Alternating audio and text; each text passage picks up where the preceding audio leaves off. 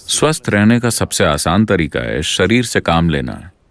अगर आप अपने शरीर का पर्याप्त इस्तेमाल करें तो शरीर में वो सब कुछ है जिससे खुद को स्वस्थ रख सकता है। क्या इसका मतलब है कि बस ये एक चीज है, मुझे और कुछ नहीं होगा, मैं एकदम स्वस्थ रहूंगा? मैं कहूंगा कि अगर हम अपने शरीर का उतना इस्तेमाल करें जितना कि हमें करना चाहिए, तो मेरा मानना है कि धरती से 80% बीमारियां गायब हो जाएंगी। 80%।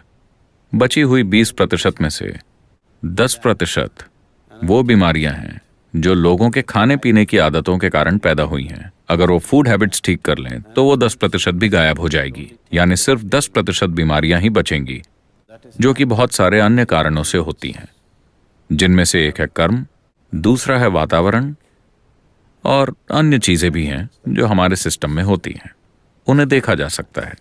अगर सभी बीमार लोगों में से 90% सिर्फ शरीर का इस्तेमाल करके और सही खाना खाकर ठीक हो जाएं, तो 10% को आसानी से संभाला जा सकता है। लेकिन आज बीमारियां इतनी बढ़ गई हैं क्योंकि हम ठीक से नहीं खाते, या फिर हम कुछ ज्यादा ही ठीक से खाते हैं और शरीर का इस्तेमाल ठीक से नहीं करते।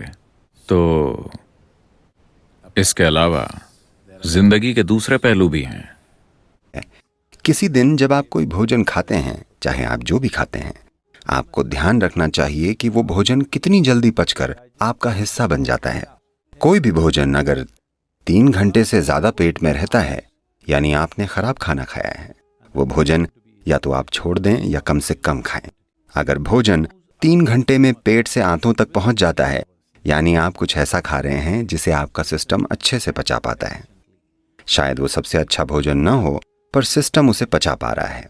और 2 भोजनों के बीच अगर आप 5 से 6 घंटों की दूरी बनाए रखते हैं और बीच में अगर कुछ भी ना खाया जाए, तो आप पाएंगे कि कोशिकाओं या सेल्स के स्तर पर सिस्टम में सफाई होगी। सेलुलर स्तर की यह सफाई स्वस्थ जीवन के लिए सबसे जरूरी और सबसे ज्यादा महत्वपूर्ण है। तो 2 भोजनों के बीच कम से कम 5-6 घंटों का अंतर होना चाहिए। अगर आपकी उम्र 30 से ज्यादा है तो दिन में 2 बार अच्छे से भोजन करना काफी होगा। एक सुबह का भोजन और एक शाम का।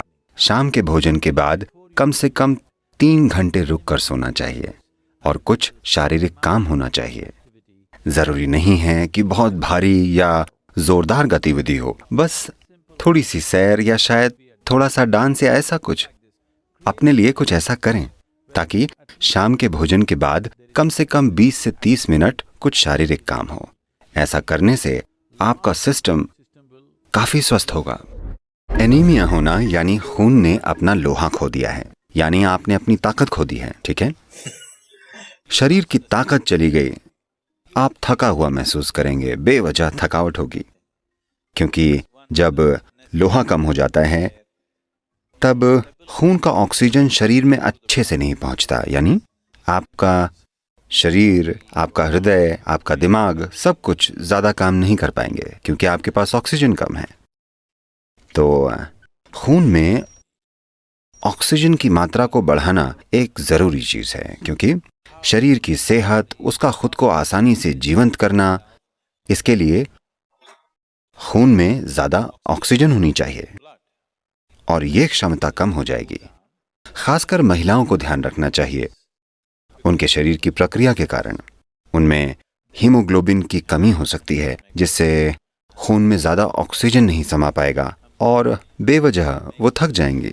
अगर आरबीसी कम है तो बुद्धि पर भी असर होगा, क्योंकि दिमाग में ऑक्सीजन कम होगा तो इसका असर शरीर और दिमाग दोनों पर होगा।